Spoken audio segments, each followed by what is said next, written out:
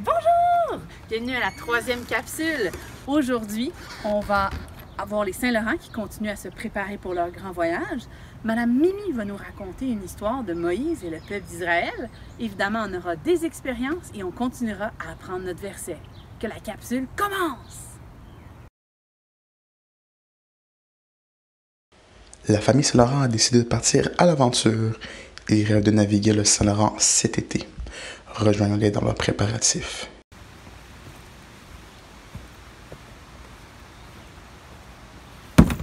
Oh là là! Je n'en reviens pas. Les parents ont accepté de nous laisser partir à l'aventure. Uriel, Evelyne, venez m'aider à pacter. Hey, parfait! Allons-y. Ouais. OK. Moi, je vais pacter les choses, vous allez les apporter. OK. Veste de sauvetage. Je pense qu'on aurait besoin d'une carte.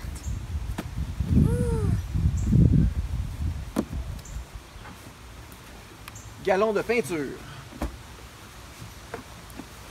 De l'eau, ça c'est important. Sac de couchage. La bonne nourriture. Pour attraper les poissons.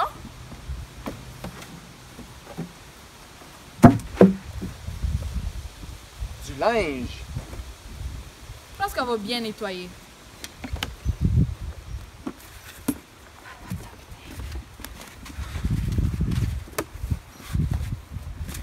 Des nouilles.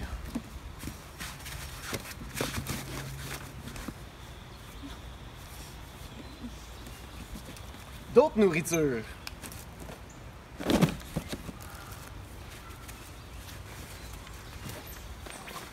Un autre sac de couchage. Une veste de sauvetage. Wow, je pense que ça s'en vient. De la bonne lecture. Oh, quand même bien. Je vois que nos préparatifs avancent bien. Et le pactage est terminé. Nous pouvons passer à la prochaine étape. Ouais.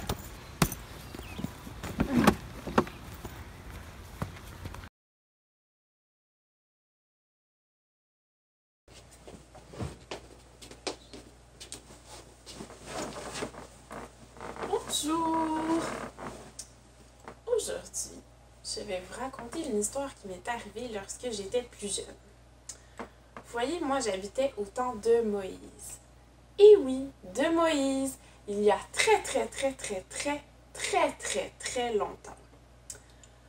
Donc, mon histoire se passe après que moi et mon peuple, nous avons parti de l'Égypte. Nous sommes partis de l'Égypte, nous avons traversé la mer Rouge et la mer Rouge s'est refermée sur les Égyptiens. Nous étions enfin sauvés. Oh, comme nous étions contents! Nous marchions dans le désert. Mais le temps passait. Une journée, 2 journées, 3 journées, et nous n'avions aucune eau. Nous avions tellement soif. Est-ce qu'il vous est déjà arrivé d'avoir vraiment soif? D'avoir besoin de boire de l'eau tellement, et de ne pas avoir d'eau? Aucune bouteille, aucune buvette, rien pour boire de l'eau. Oh, comme nous avions soif. Nous commencions à être vraiment tristes et désespérés. Mais tout à coup, qu'est-ce que nous avons vu au loin? Un étang, de l'eau. Oh, nous étions si contents, nous allons être sauvés, nous sommes sauvés. Hurrah! Nous courons vers l'eau. Puis quelqu'un commence à la boire. Et son visage est tout contorsionné. Il fait un drôle de visage, une grimace. Birk! Mara! L'eau est amère.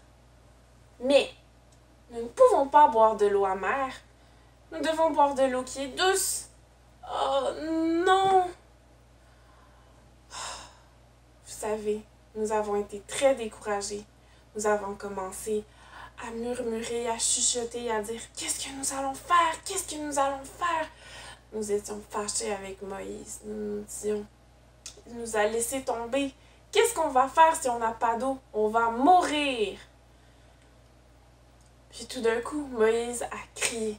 Il a crié à l'Éternel. Il a demandé de l'aide à l'Éternel. Et l'Éternel lui a dit de mettre un bois dans l'eau. Un bois dans l'eau, qu'est-ce que ça va changer? Nous avons pensé dans nos têtes. Mais Moïse a écouté le Seigneur. Il a mis le bois dans l'eau. Puis nous nous sommes approchés pour boire l'eau. Oh! L'eau était douce. Nous avons pu boire tout l'eau jusqu'à ce que nous soyons tous contents. Puis, pendant que nous étions assis là, tu nous as donné des commandements et des ordonnances à écouter. Il nous a dit que si nous écoutions ce qu'il nous disait et nous respections ses règles, il n'allait jamais nous punir comme il a puni les Égyptiens. Puis, nous avons continué à marcher. Nous avons trouvé une belle source d'eau. Une belle oasis où il y avait 12 sources d'eau et 70 palmiers. Oh, nous étions contents et nous sommes restés là pour quelque temps. Vous savez, dans cette histoire, on peut apprendre beaucoup sur Dieu et sur comment est-ce qu'il s'occupe de nous. Nous, on avait soif. On avait besoin de boire. Et Dieu, il nous a entendus. Il a répondu à nos prières. Et il nous a donné de l'eau comme on le demandait. Il aurait pu nous laisser avoir soif, mais il s'est occupé de nous parce que nous sommes son peuple. Vous savez aussi, des fois, quand on n'est pas content, qu'on est triste, qu'on n'a pas ce qu'on voudrait, des fois on se plaint. Est-ce que ça vous arrive des fois de vous plaindre quand vous n'êtes pas content? Nous, on s'est plaint quand on n'a pas eu ce qu'on avait besoin. On voulait de l'eau et l'eau était amère, donc on s'est plaint. Mais Moïse, lui, il a crié à l'Éternel. Moïse, il a demandé à Dieu de l'aider. Et Dieu a répondu à sa prière. Est-ce que vous croyez que nous aussi, nous devrions faire ça? Nous tourner vers l'Éternel et crier à lui quand on a besoin d'aide. On n'a pas besoin de crier nécessairement comme ça. Ah! On peut crier juste dans nos cœurs, juste dans notre tête, ou juste lui parler. Mais quand on parle à l'Éternel, il nous écoute et il nous répond, parce qu'il nous aime. Quand on prie, on parle à Dieu. On lui dit ce qui se passe dans notre vie et on lui demande de nous aider des fois. Vous savez, Dieu, il répond toujours à la prière. Il répond pas toujours oui. Des fois c'est non, des fois c'est attends. Mais il répond toujours à nos prières. Vous savez, moi, quand on attendait puis que l'eau était amère, j'ai pas prié Dieu. Je me suis plaint. J'ai dit, Père, j'ai soif, il n'y a pas d'eau, je suis pas contente. À la place de faire comme Moïse et de prier à Dieu pour avoir de l'eau. Est-ce que ça vous arrive des fois de vous plaindre, d'être pas content parce que vous avez soif, ou vous avez faim, ou vous avez quelque chose que vous voudriez qui n'arrive pas? Ça nous arrive des fois de se plaindre. Et c'est important de se tourner vers Dieu et de prier et de lui demander de nous aider. Et il va répondre à nos prières, c'est certain. Et on va prendre un temps pour prier maintenant à la fin de notre enseignement. Donc, merci Seigneur pour la belle journée que tu nous donnes. Merci pour le beau temps qu'il fait, pour la chaleur qu'on peut avoir. Merci pour ta parole que tu nous donnes, qui nous permet d'en apprendre de plus en plus sur toi. Je prie que tu puisses nous aider à continuer de grandir dans notre foi, que tu puisses nous aider à prier, à chercher ta face, puis à vraiment s'approcher de toi quand on a besoin d'aide. Merci parce que tu entends toutes nos prières et parce que tu nous réponds. Bénis le reste de notre journée et bénis toutes les personnes qui vont entendre ou écouter les vidéos. En ton nom, Amen. Bonne fin de journée!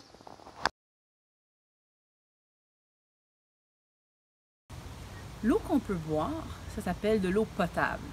L'eau qui n'est pas sécuritaire à boire, c'est de l'eau non potable. Avant que Dieu fasse le miracle à travers Moïse de transformer l'eau en Mara, l'eau était non potable. Et une fois qu'elle était plus amère, elle était potable. J'ai une expérience aujourd'hui pour voir un peu si quelque chose par rapport à l'eau potable et non potable. Une des choses qui rend de l'eau non potable, c'est oui, de l'eau amère, mais aussi une autre chose, c'est des bactéries. Alors aujourd'hui, je vais faire une expérience avec 4 différentes eaux que je suis allée récolter pour voir s'il y a des bactéries dedans. Parfois, les bactéries peuvent faire que l'eau est amère, mais parfois non, comme jus de citron peut rendre l'eau amère, plusieurs choses. Mais aujourd'hui, je vais faire une expérience avec 4 sortes d'eau pour voir si ces eaux contiennent des bactéries. J'ai ici une patate qui vient juste d'être cuite et je vais en couper 4 tranches.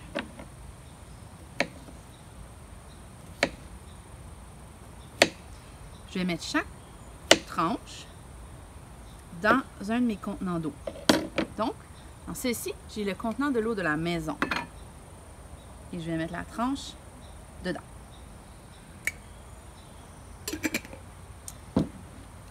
Ici, j'ai l'eau que j'ai prise dans la piscine.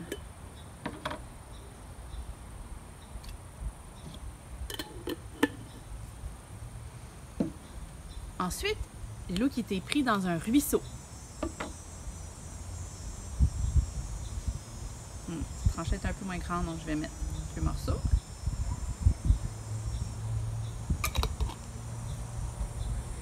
Et ça, c'est de l'eau stagnante, donc l'eau dans une place où il n'y a pas beaucoup de choses qui bougent. Je vais te montrer un peu plus proche, tu vas voir qu'il y a des choses qui flottent dedans.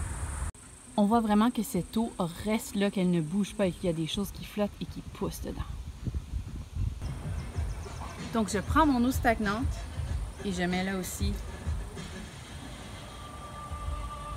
le morceau de patate. Donc, on a de l'eau de la piscine, de l'eau de la maison, de l'eau d'un ruisseau et de l'eau stagnante. Donc, il n'y a pas rien qui se déplace dedans. Je vais mettre ceci dans un endroit chaud et sombre pour quelques jours et je vous reviens. On va voir s'il y a une croissance bactérienne sur celle-ci. À bientôt! Ça fait donc 2 jours. Je me demande ce qu'il y a sous là. J'espère voir une culture de bactéries sur celle avec l'eau stagnante, peut-être celle avec le ruisseau, et de ne pas l'avoir avec celle à la maison. Et celle de la piscine, ben, je ne sais pas ce que ça va donner. Ok, êtes-vous prêts? 1, 2, 3, go! Alors, ça donne ça. Regardons de plus près. Commençons par celle dans l'eau stagnante. Je m'attendais à avoir une croissance de bactéries. Bon, il faut dire qu'il a fait très chaud cette semaine. Donc, on dirait que ça a fait beaucoup de bulles. Peut-être c'est à cause des bactéries qui ont commencé à manger ou croisser sur la patate. Il y en a vraiment beaucoup. L'eau du ruisseau a aussi beaucoup de bulles. On dirait moins de présence de bactéries par contre. Celle de la maison aussi semble avoir eu chaud, mais les bulles sont plus blanches. On dirait que c'est plus la patate qui a eu un effet que des bactéries. Et pour finir, celle de la piscine semble être la plus intacte. Il y a comme des morceaux au milieu qui n'ont pas été touchés par aucune croissance. Donc je suppose que c'est à cause du chlore dans l'eau. Bon, malheureusement, cette expérience ne me montre pas vraiment s'il y en a des bactéries dans lesquelles on peut supposer qu'il y en a plus dans celle stagnante ou le ruisseau ou à cause de la façon que les bulles sont, mais je pense qu'il faisait juste trop chaud pour faire ça l'été. J'avais même essayé cette expérience-là avant et ça n'avait pas fonctionné non plus. Mais bon, la bonne nouvelle, c'est que l'eau à ma maison, elle n'est pas amère, elle est potable et que le Seigneur nous donne gracieusement de l'eau potable ici au Canada pour laquelle on peut être reconnaissant. Je pense que si jamais je refais cette expérience, je ne la ferai pas une semaine où il fait 33 degrés Celsius.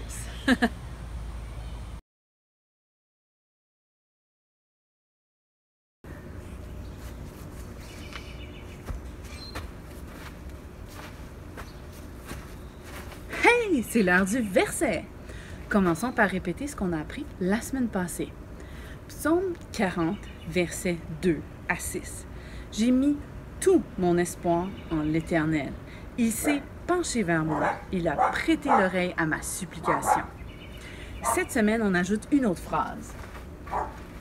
Il m'a fait remonter, vous avez vu ce que j'ai fait là? Remonter du puits. de destruction et du fond de la boue. Alors, on va le répéter quelques fois. Je vous encourage à vous lever, levons-nous, et on va le faire avec quelques mouvements. Donc, en premier, on va juste le répéter debout. Il m'a fait remonter du puits de la destruction, de destruction, et du fond de la boue. Bon, on va lever nos bras, on va le répéter les bras en l'air. Allez, on lève les bras. Il m'a fait remonter du puits de destruction et du fond de la boue. Maintenant, je nous encourage à nous mettre en position moitié assise.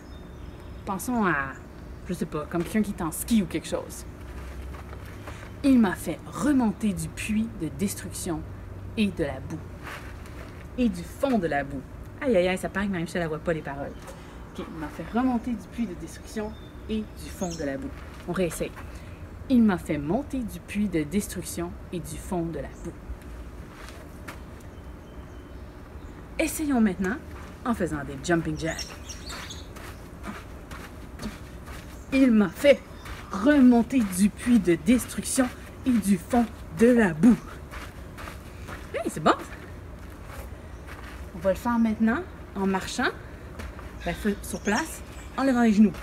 Il m'a fait remonter du puits de destruction et du fond de la boue. Je pense qu'on peut le faire plus vite, hein?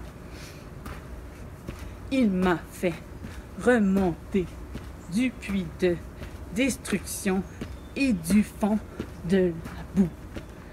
Bon travail, t'es vraiment bon, t'es vraiment bonne.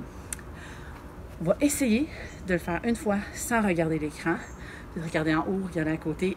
On réessaye, OK?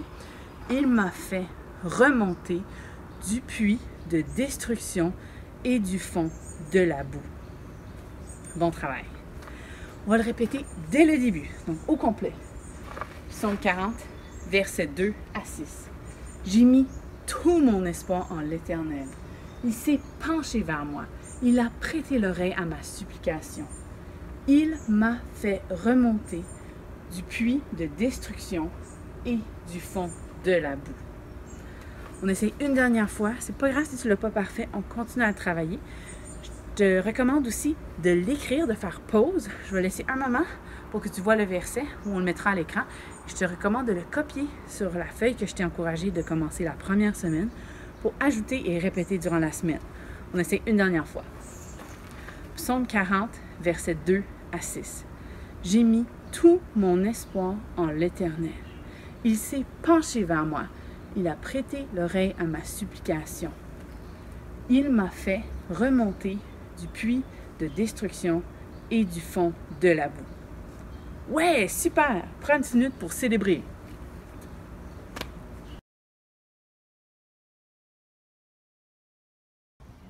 Et c'est ce qui conclut notre capsule. Si tu as la permission de tes parents, envoie-moi une vidéo de toi qui récite ton verset à quand-ecdp@gmail.com. Et si j'ai la permission, je le mettrai peut-être dans une capsule future. Bon bien, à la semaine prochaine! Bye bye!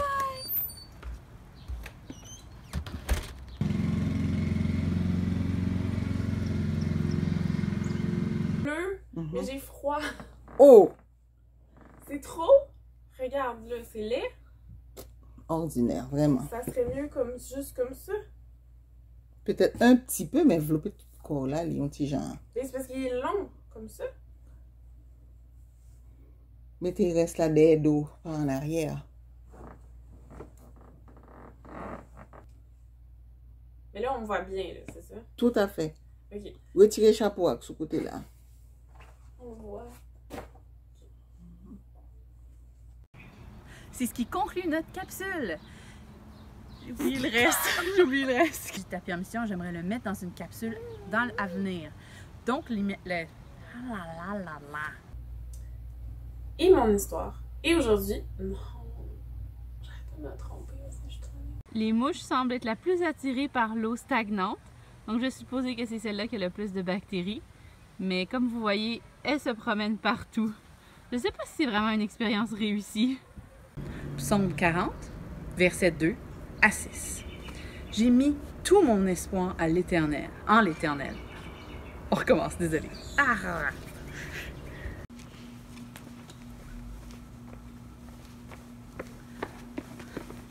Lors